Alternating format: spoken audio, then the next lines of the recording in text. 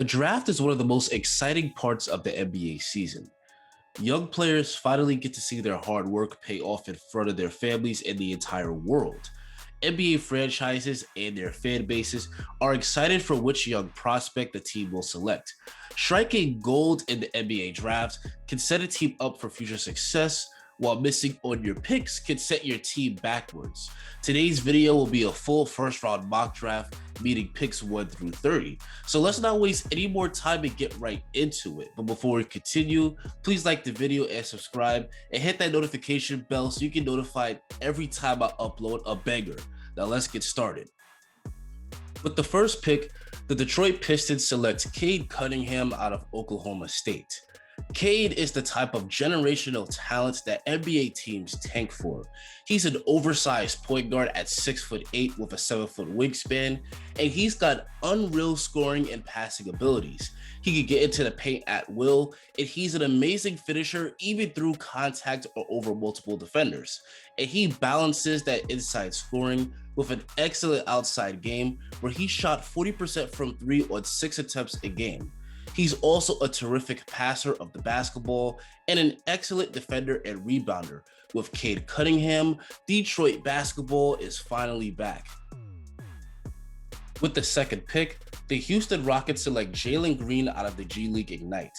Green is an elite scorer with next-level athleticism, bounce, and killer instinct. Because of his freakish athleticism, he's able to beat defenders off the dribble with ease, where he's an amazing above-the-rim finisher.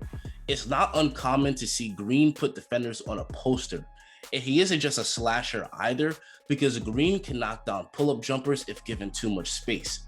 In the G League, he shot an impressive 37% from 3. The future in Houston now looks extremely bright.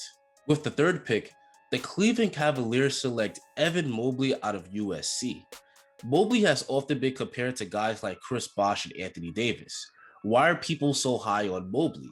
Because Mobley has an advanced skill set in a 7-foot frame that makes him a potential franchise player. At 7 feet tall, Mobley can handle the ball and shoot it well from mid-range and from deep. He's also got good passing instincts for a big, with the ability to make the right reads and find the open man. And on defense, he's not only an amazing rim protector in large part due to his 7'4" wingspan, but he's the rare big that can hold his own when switched onto a guard. The Cavaliers already have a center in Jarrett Allen, but Mobley's potential is way too high for them to pass up on. With what Mobley can do on both ends of the floor, the sky is truly the limit. With the fourth pick, the Toronto Raptors select Jalen Suggs out of Gonzaga.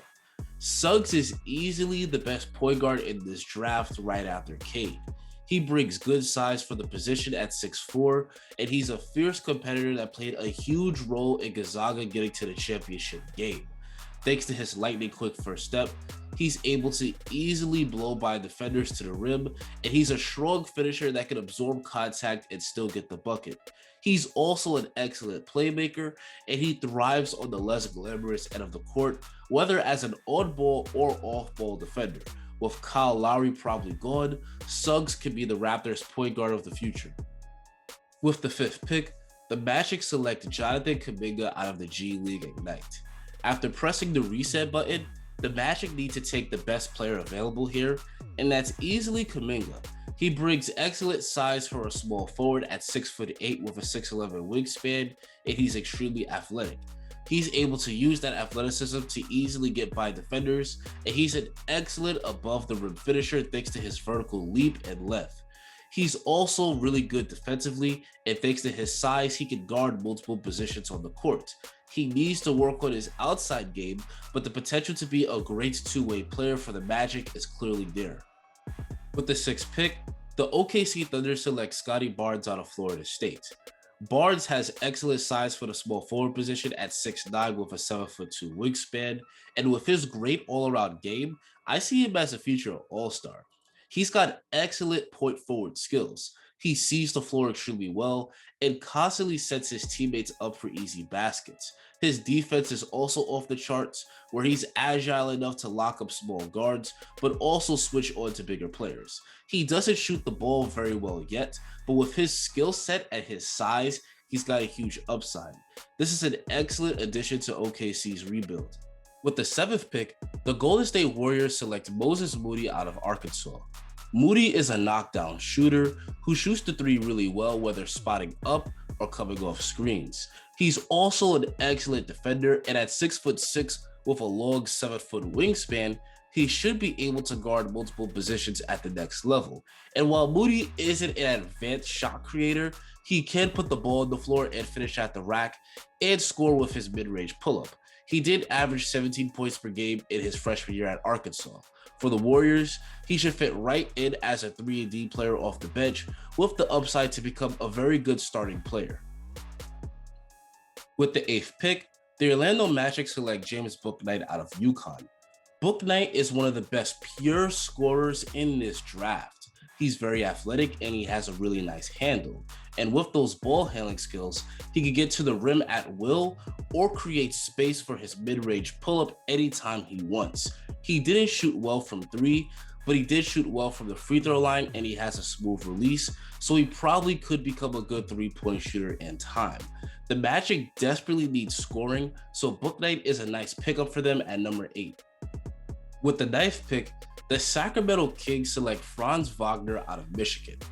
Wagner is one of those prospects that doesn't have an all-star upside, but has the potential to be a great role player. At 6'9", he's an excellent defender that can guard multiple positions. On Michigan, he was usually given the job of defending the best player on the other team, and he usually did a great job guarding them. On offense, he isn't a go-to player, but he can drive to the basket, he can pass, and he can shoot. For a team that's looking to make the playoffs and was the worst defensive team in the league last year, Wagner would be a great pickup for the Kings. With the 10th pick, the Pelicans select Corey Kispert out of Gonzaga. Kispert is one of the top shooters in this draft class. He shot an extremely efficient 44% from 3 on 6 attempts a game the past season. He works really well coming off screens to knock down shots off the catch. And he isn't just a catch and shoot player because he can also put the ball on the floor and score at the rim. The Pelicans were one of the worst 3-point shooting teams in the league last year. They could use some more knockdown shooters next to Zion and Ingram, so Kispert is a nice choice for them. With the 11th pick, the Charlotte Hornets select Jalen Johnson out of Duke University. Jalen Johnson has an intriguing skill set at 6'9". He really excels as a passer, especially in transition where it's not uncommon to see him get out on the fast break and set up his teammates for an easy basket or score at the rim himself.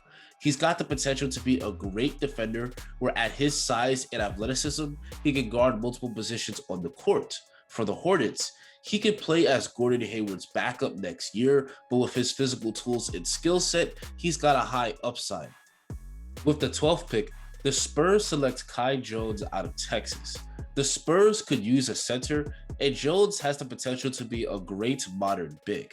He's a high-level rim protector thanks to his length and good timing, and he's one of the rare bigs that can slide onto the perimeter and hold his own if matched up with a guard or a forward.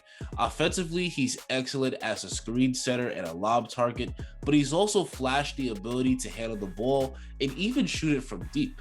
This is a nice pickup for the Spurs at number 12. With the 13th pick, the Pacers select Davion Mitchell out of Baylor.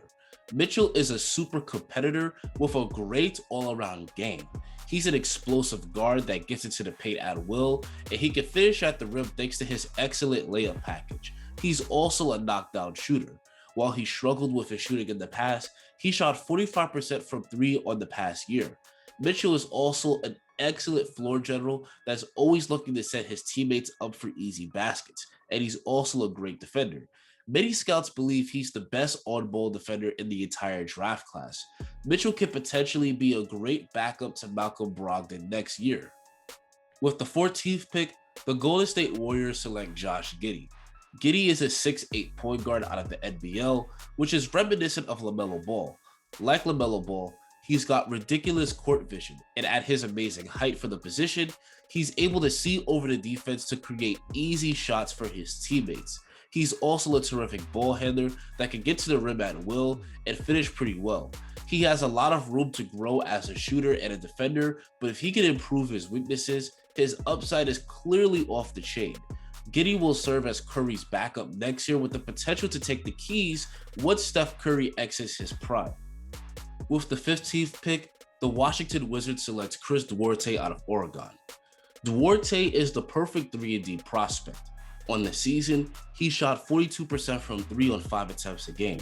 He's also a pretty good defender, both as a man-to-man defender and as an off-ball defender. He often gets in the passing lanes for steals and deflections, which is why he averaged 2 steals per game.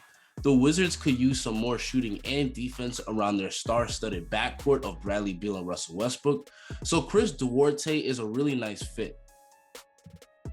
With the 16th pick, the OKC Thunder select Alperen Şengün out of Turkey.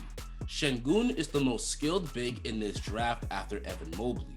He dominated the Turkish league the past year at just 18 years old. He's got a big, strong body at 6'10", and he's able to use it to get inside position and score on the block. He's got excellent touch around the basket, and he's a strong passer in the post, where he's great at fighting the open shooters and cutters. Şengün is not just a low post threat because he's also got range up to about 15 feet out. He needs to get better defensively, but the potential to be an elite center is clearly there. The Thunder are still rebuilding and looking for high upside players, so this is a nice find at pick 16. With the 17th pick, the Grizzlies select Usman Garuba out of Spain. Garuba might be an undersized big at 6'8", but he more than makes up for it with length, athleticism, and a high motor on the court. He's an excellent shot blocker, and thanks to his agility, he can easily slide on the perimeter defensively. Offensively, he runs the floor like a deer, which often leads to fast break opportunities. And thanks to his size and athleticism, he's a great lob target. While most of his baskets are in the paint, he's flash range out to the three-point line. For the Grizzlies, he could be a great backup to Valanciunas. With the 18th pick, the OKC Thunder selects Keon Johnson out of Tennessee. Keon Johnson is arguably the most athletic player in this draft. At the Combine, he broke a record by measuring with a 48-inch vertical. That athleticism definitely shows up on the court, where he can easily get by defenders and finish with highlight reel dunks. He also plays hard on the defensive end and does a really good job D'ing up his man. His shooting, playmaking, and ball handling skills need work, but his talent and pure athleticism is undeniable. This is a nice find for the Thunder at pick 18. With the 19th pick, the New York Knicks select Jared Butler out of Baylor. Butler's draft stock will take a hit due to a heart condition, but as long as he's able to play, this will allow the Knicks to get a lottery talent with the 19th pick. Butler is a 6'3" combo guard that can thrive both on and off the ball. Off the ball, he's a knockdown shooter that hit 42% of his threes on 6 attempts a game. On the ball, he's got an excellent handle, he can score, and he's also a good playmaker. He also thrives on the defensive end of the court as well. For the Knicks, Butler should fit right in as a spark plug off the bench. With the 20th pick, the Atlanta Hawks select Sharife Cooper out of Auburn. Cooper may be small at just 6'1", but he more than makes up for it with his speed and playmaking skills. He's lightning quick and has handles for days, so he's able to cross defenders and get to the rim at will. He's also an excellent passer that's constantly setting his teammates up for easy baskets. On the year, Cooper averaged 8 assists per game. The Hawks could use a solid backup behind Trae Young, as Chris Dunn was a complete dud. Cooper is a really nice find for the Hawks at pick number 20. With the 21st pick, the New York Knicks select Trey Murphy out of Virginia. Murphy is the 3-and-D player that every contender needs. He shot a very good 43% from 3 on 5 attempts a game on the past year. And he's a lockdown defender where at 6'9" with a 7-foot wingspan, he can legit guard multiple positions on the court. The Knicks were a good 3-point shooting team in the regular season, but their shooting fell apart in the playoffs. A good 3-and-D player like Murphy at pick 21 is a very nice find. With the 22nd pick, the Lakers select Tre Mann out of Florida. Tre Mann can flat out get buckets, and the Lakers proved last year that they didn't have many reliable scoring options outside of LeBron and Anthony Davis. Mann is an excellent shot creator that can use his handle to either get all the way to the rim or create separation to get his shot off. He's also got a silky smooth release where he shot 40% from 3 on the past year. Man is an excellent choice for the Lakers at pick 22. With the 23rd pick, the Rockets select JT Thor out of Auburn. Thor has a lot of size and athleticism at 6'10" with a 7'1" wingspan.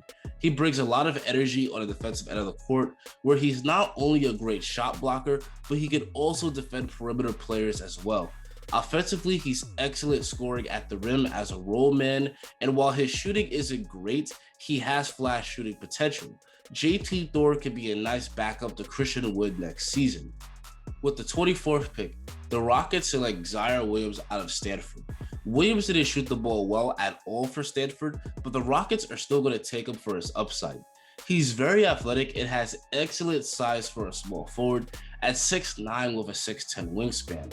He's got solid shooting and ball handling skills for a wing, and he's very active on the defensive end, where he's an excellent on-ball defender. He's got a lot of room for growth, but this is a nice find for the Rockets with the 24th pick. With the 25th pick, the LA Clippers select Isaiah Jackson out of Kentucky. Jackson is one of the best defenders in this class. He's coming off a year where he averaged 2.6 blocks per game. He's a very intimidating presence at the rim, where he's great at using his size and length to block shots and force misses. Thanks to his athleticism, he's also capable of switching onto the perimeter as well. Offensively, Jackson doesn't have a great skill set, but he is good at catching lobs and scoring on putbacks. The Clippers could use some more size behind Zubac, so Jackson is a pretty good fit. With the 26th pick, the Nuggets select Jaden Springer out of Tennessee. Springer is a good shot creator that can put the ball in the hole on all 3 levels. He's got a nice handle and can finish pretty well below the rim. He's also a good scorer in the mid-range and 3-point range, where he shot 43% on the past season. Springer is also a fierce competitor on the defensive end, where he really takes the challenge of locking up his man. Springer could be a solid addition to the Nuggets' second unit. With the 27th pick, the Nets select Cameron Thomas out of LSU. Thomas is one of the best pure scorers in this draft, as he's coming off a year where he averaged 23 points per game. He can score the ball well on all 3 levels. While he did struggle a bit with his shot selection, he's definitely someone that can put the ball in the basket. Injuries to Harden and Kyrie exposed the Nets' lack of scoring outside of their big 3, making Thomas a nice pickup at 27. With the 28th pick, the Sixers select Ayo Dosunmu out of Illinois. Ayo is a really good scorer. He's a shifty ball handler that can take his man off the bounce and score in the lane, and creates space to get off his pull-up jumper. He also plays with energy on the defensive end, and at his size at 6'5" with a 6'10" wingspan, he should be able to guard multiple positions at the next level.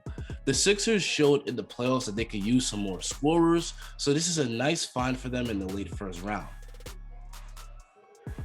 With the 29th pick, the Suns select Daron Sharpe out of UNC.